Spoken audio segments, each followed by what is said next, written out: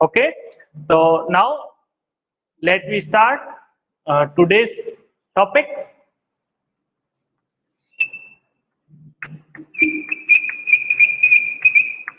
Parallax method. Okay, parallax method सुनने में नया वर्ड है, लेकिन हमने इसको कई बार अपने लाइफ में इसका एक्सप्रेशन देखा है और हमने इसको महसूस किया है। आप लोग जब कभी ट्रेन में सफर कर रहे हो या कभी बस में सफर कर रहे हो, तब आपने देखा होगा कि जब गाड़ी या ट्रेन बस चल रही होती है तो आपके पास वाले जो पेड़ पौधे होते हैं वो जल्दी जल्दी दूर होते चले जाते हैं, लेकिन कुछ पेड़ पौधे या खेजड़ी इस तरह से होती है जो बहुत ज्यादा दूर होती है, वो आपकी बस के साथ या ट्रेन के साथ चल रही होती है। आप जैसे जैसे कितनी स्पीड से आप चल रहे हो, बस या ट्रेन 60-70 की स्पीड से चल रही होती है, तो वो भी खेजड़ी पेड़ पौधे आपके साथ में चल रहे होते हैं। आपको ऐसा लगता है कि वो भी हमारे साथ में चल रहा है। तो ये जो इफेक्ट है, ये इफेक्ट पैरेलैक्स इफेक्ट कहलाता है। एक्चुअली वास्तव में क्या होता है कि वो पौधा, वो पेड़ है तो उसी जगह पर, वो तो चलता नहीं है, लेकिन जब हमारी गाड़ी साथ में चलती है तो वो हमको अपने साथ चलता हुआ दिखाई देता है, यानी उसकी पोजीशन में चेंज आता है। क्या ये चेंज एक्चुअल है? क्या ये चेंज जो हो रहा है वास्तव में हो रहा है? क्या पेड़ पौधे वास्तव में चलते हैं? वास्तव में नहीं चलते, लेकिन फिर भी चेंज आता है। ऐसे चेंज को हम बोलते हैं एपरेंट चेंज। अब ये एपरेंट चेंज किसके कारण हुआ? ऑब्जर्वर की पोजीशन में चेंज के कारण। ऑब्जर्वर कौन है? हम, क्योंकि हम ऑब्जर्व कर रहे हैं दूर वाले पेड़ को, तो ऑब्जर्वर हुए हम। हमारी पोजीशन चेंज हो रही है क्योंकि बस या ट्रेन जिस स्पीड से आगे जाती है, शुरुआत में टाइम पर जैसे मान लो 9 बजे हम किसी जगह पर होते हैं तो 9:05 पर हम किसी दूसरी जगह पर पहुंच जाते हैं, यानी पोजीशन चेंज हो जाती है। तो हम क्या कह सकते हैं कि when the position of observer may change, then the apparent position of any object will be changed. This method is shown by parallax method. ये जो परिवर्तन आए हैं, ये परिवर्तन पैरेलैक्स मेथड की वजह से ही होते हैं। अब क्या हम पैरेलैक्स मेथड का यूज करके हम क्या क्या चीज फाइंड आउट कर सकते हैं, क्या चीजें ज्ञात कर सकते हैं? तो देखिएगा, आपके लिए पैरेलैक्स मेथड में मान लीजिए कि फर्स्ट मेरी पोजीशन पॉइंट ए पर है, ठीक है ना, और इस जगह पर ये कोई ट्री है, पौधा है, ठीक है ना, ट्री लिख दिया, टी का मतलब ट्री हो गया। अब मैं बस से 50 किलोमीटर की स्पीड से, 50 किलोमीटर पर आवर की स्पीड से या कोई ट्रेन से जो भी स्पीड से चल रहा हूं और मेरी पोजीशन आ गई यहाँ पर, मैं पॉइंट बी पर आ गया, तो मैं क्या मीजर कर सकता हूं? यहां से यहां तक की डिस्टेंस मीजर कर सकता हूं। ये बहुत दूर है, इसको हम नहीं मीजर कर पा रहे अभी। तब क्या हम ये वाली डिस्टेंस मीजर कर पाएंगे? क्या हम ये बता सकते हैं कि कितनी दूर पर है ये ट्री? तब इस मेथड के लिए हम लगभग यूज करते हैं ये पैरेलैक्स मेथड। एक्चुअली हम कैसे यूज करेंगे इसे? हम जिस जगह पर है, जिस डायमेंशन पर है, वहां पर एक परपेंडिकुलर खींच देते हैं, एक्सिस क्रिएट कर लेते हैं। ये दो एक्सिस हो जाएगी, एक ये वाली एक्सिस और एक ये एक्सिस इनिशियल पोजीशन पर। इसी तरह से फाइनल पोजीशन पर भी हम एक्सिस क्रिएट कर लेंगे ये, ठीक। अब एक्सिस क्रिएट करने के बाद अपने को यहाँ पर एंगल बनता हुआ दिख रहा है, ये एंगल बन रहा है ना यहाँ पर इस लाइन के साथ, इसको मैं मान लेता हूं दिस एंगल इज φ1, और यहाँ पर ये बनने वाला एंगल, इसको मैं लिख देता हूं φ2, ठीक है। और अगर मैं यहाँ पर देखूं, एक एक्सिस यहाँ पर खींच देता हूं इस पॉइंट से होती हुई, ठीक है ना, तो एक ये लाइन एक्सियल लाइन हमारे पास में है, ये लाइन आपस में पैरेलल है, ये लाइन और ये वाली लाइन आपस में पैरेलल है। तो मैथमेटिक्स टूल का यूज करते हुए हम ये देखते हैं कि ये जब phi 2 है तो ये वाला भी कितना हो जाएगा, phi 2 हो जाना चाहिए। और अगर ये phi 1 है तो ये वाली वैल्यू भी क्या होनी चाहिए, phi 1 होनी चाहिए।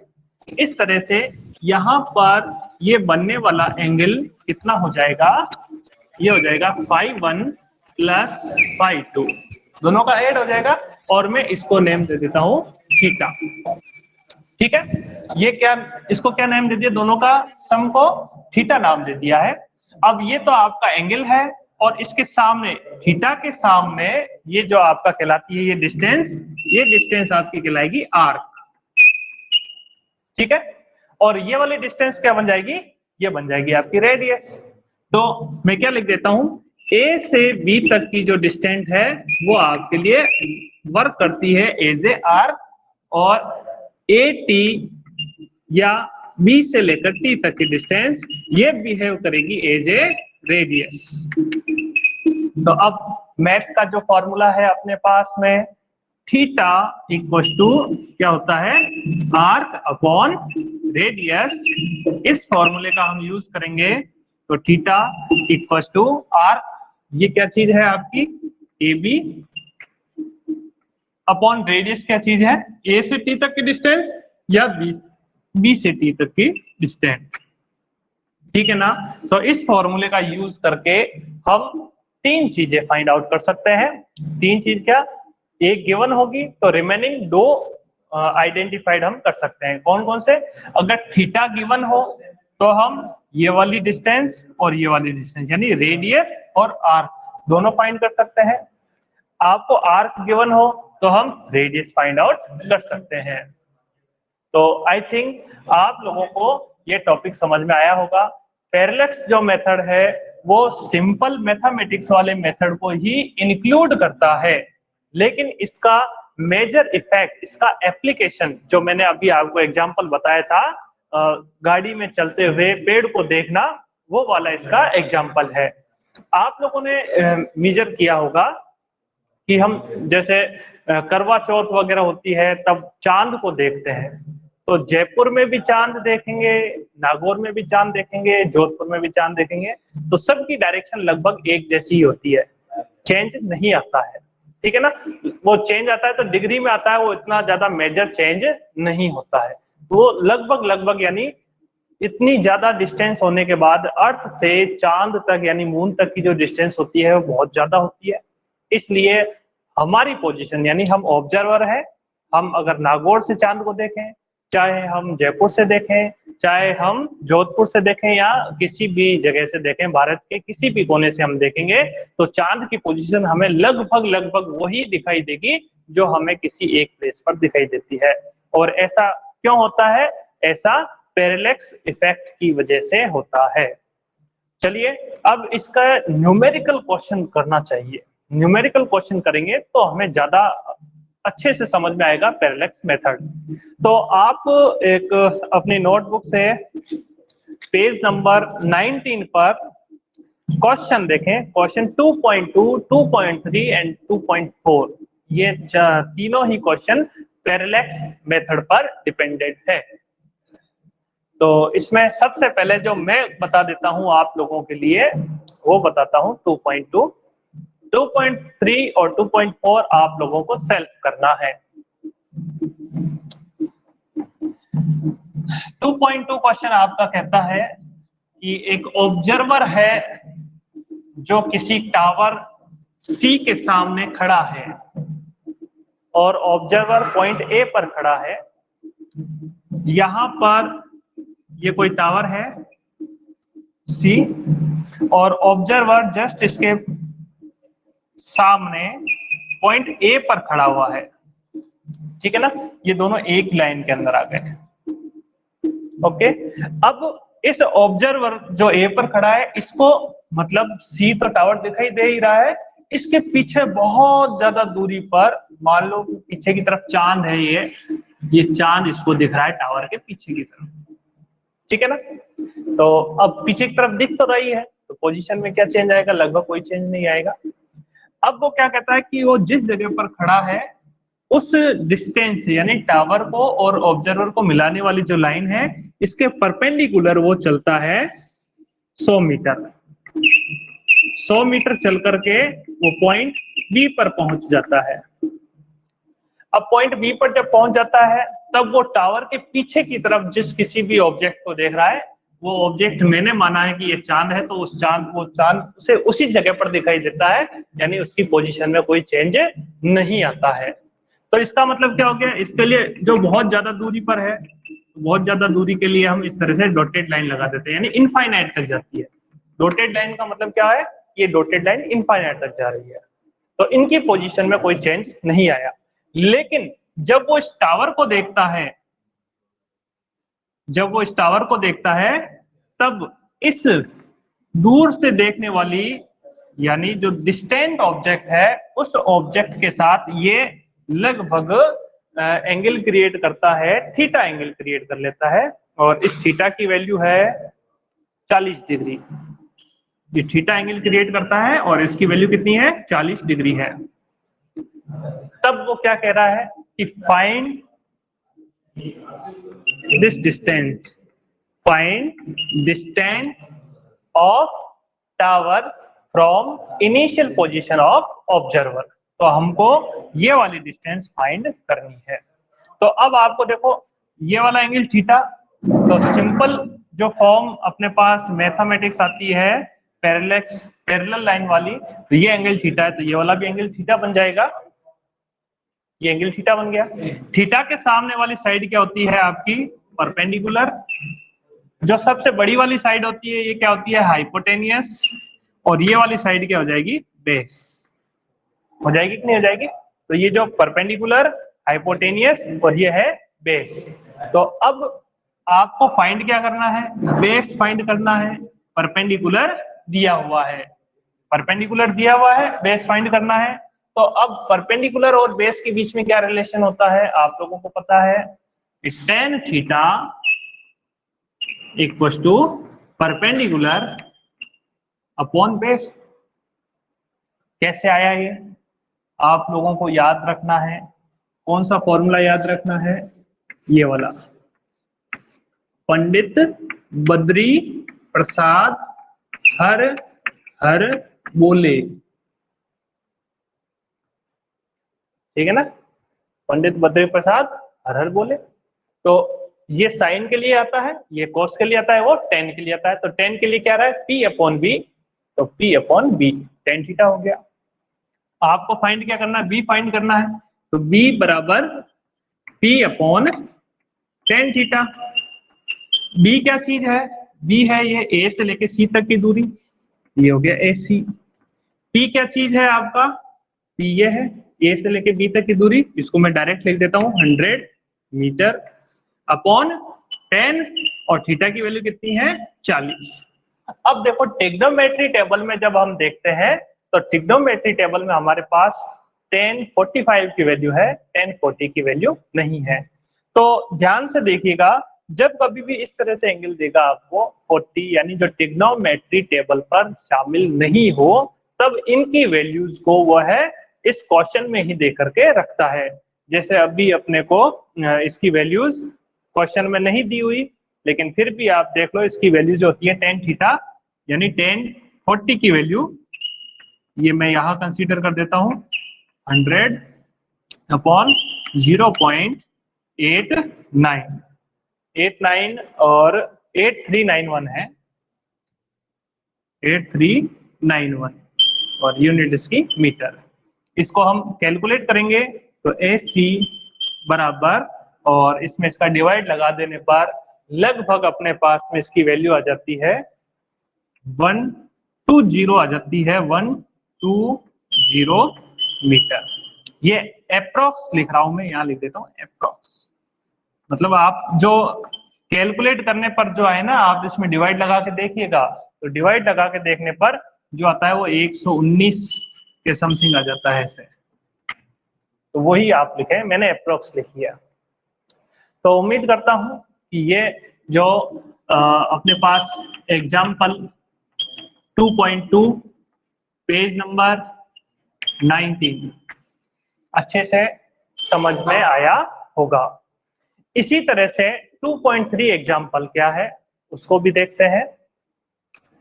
2.3 एग्जाम्पल जो है वो अपना मून से रिलेटेड है।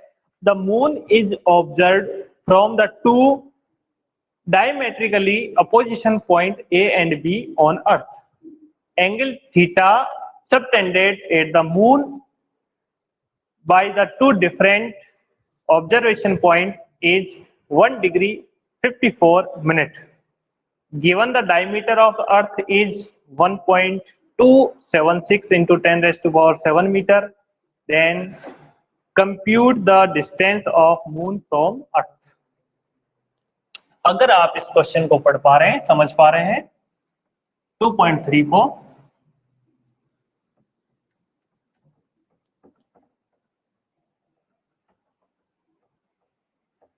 तो ये भी पैरेलैक्स मेथड पर दिया हुआ है। नेक्स्ट जो क्वेश्चन है 2.3, ये क्या कहता है कि आपको मून को ऑब्जर्व करना है। कहां से ऑब्जर्व करना है? अर्थ से ऑब्जर्व करना है। ये बना ली मैंने अर्थ, ठीक है। यहां पर ये चांद बना लिया, ये हो गया अपने पास मून।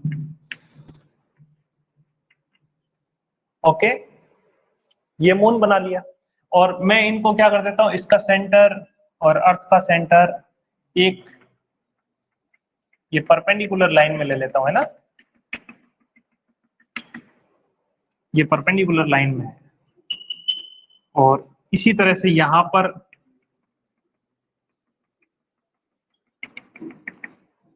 ये लाइन ले ली। अब उसने क्या बोला कि मून को जब ऑब्जर्व किया जा रहा है वो अर्थ से ऑब्जर्व किया जा रहा है और 2 पॉइंट है और डायमेट्रिकली अपोजिट है, यानी डायमीटर तो ये हो गया ना, तो एक पॉइंट तो आपका इधर की तरफ है और एक पॉइंट आपका इधर की तरफ है। एक पॉइंट का नाम है ए और दूसरा हो गया बी। इसको मैं नेम करता हूं ए और इसको नेम करता हूं मैं बी। ठीक, जब वो ए से यहां पर इस जगह से इसके सेंटर को देखेगा, जब अपने को कोई पॉइंट नहीं दिया हो तो मून को कहां देख रहा है? जैसे सन के लिए हम अगले क्वेश्चन को पढ़ेंगे तो सन को डायमेट्रिकली देखता है, तो सन के डायमीटर पर हम देखेंगे, ठीक है ना। और यहाँ जब उसने कुछ नहीं बोला तो हम मून का सेंटर लेंगे, तो मून के सेंटर से ए तक की डिस्टेंस और मून के सेंटर से बी तक की डिस्टेंस ये कंसीडर हो गई। और इस सिचुएशन में यहां पर जो एंगल क्रिएट हो रहा है थीटा, इस थीटा की वैल्यू 1 डिग्री 54 मिनट ये दे दी उन्होंने, ठीक है। और फिर उन्होंने ये बोला कि ये जो डायमीटर है अर्थ की डायमीटर 1.7 वो 1.276 into 10 raised to power 7 metre.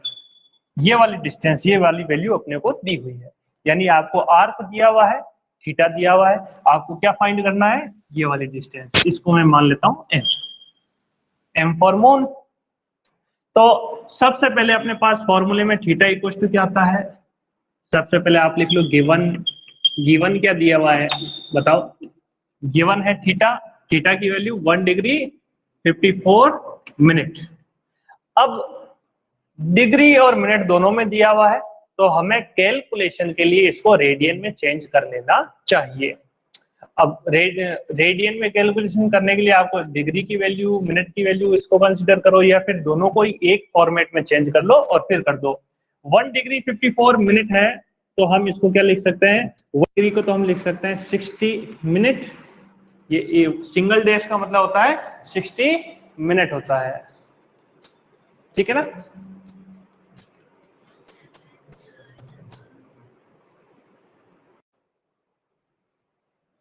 तो 60 मिनट ये हो गया प्लस 54 मिनट ये है, तो टोटल कितना हो जाएगा? टोटल इसको अगर हम ऐड कर देते हैं तो 114 मिनट हो जाएगा। और 1 मिनट की वैल्यू, सिंस हमें पता है 1 मिनट की वैल्यू कितनी है, 1 मिनट की वैल्यू है अपने पास 2.9 into 10 raised to power 11 oh sorry 2.9 into 10 raised to power minus 4 radian.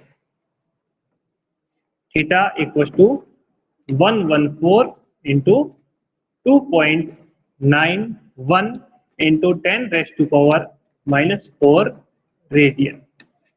तो अब ये वैल्यूज किस में कन्वर्ट हो गई? रेडियन में कन्वर्ट हो गई। अब ये तो थीटा आ गया, और क्या गिवन है आपको? ये रेडियस गिवन है AB, AB इक्वल्स टू है 1.276 into 10 raise to power 7 metre.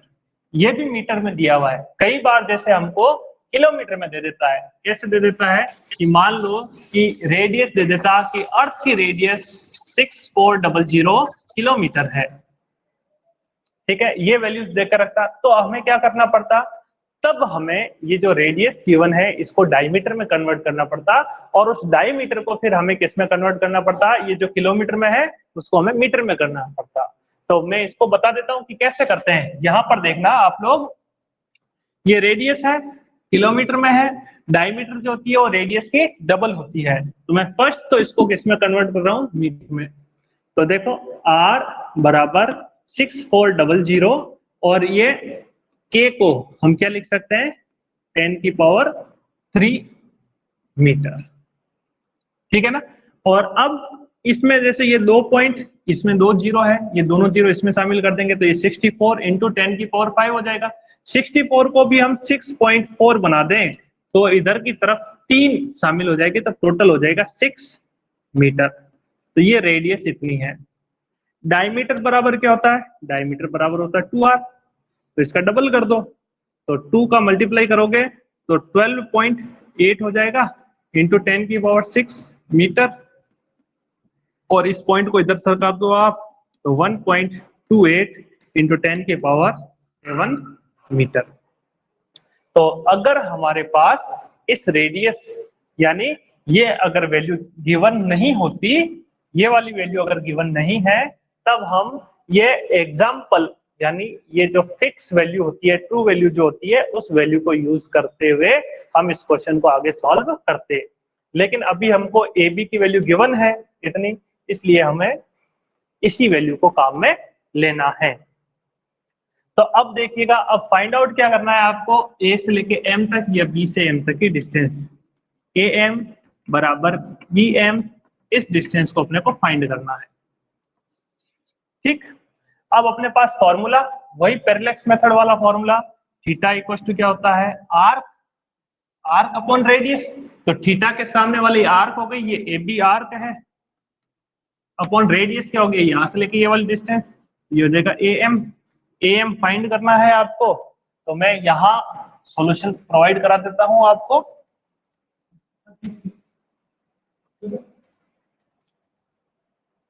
तो यहाँ देखिएगा, ए एम की वैल्यू फाइंड करनी है, ए एम बराबर ए बी अपॉन थीटा। तो ए एम बराबर ए बी की value 1.276 into 10 raise to power 7, ये मीटर में है, अपॉन थीटा की वैल्यू, अब देखो 114 into 2.9 into 10 raise to power -4। अब आप क्या करेंगे? इसे सॉल्व कर लेंगे। ये सॉल्यूशन आपको खुद करना है, ठीक है। सॉल्यूशन करने के बाद ए एम की जो वैल्यू आएगी वही वैल्यू आपके लिए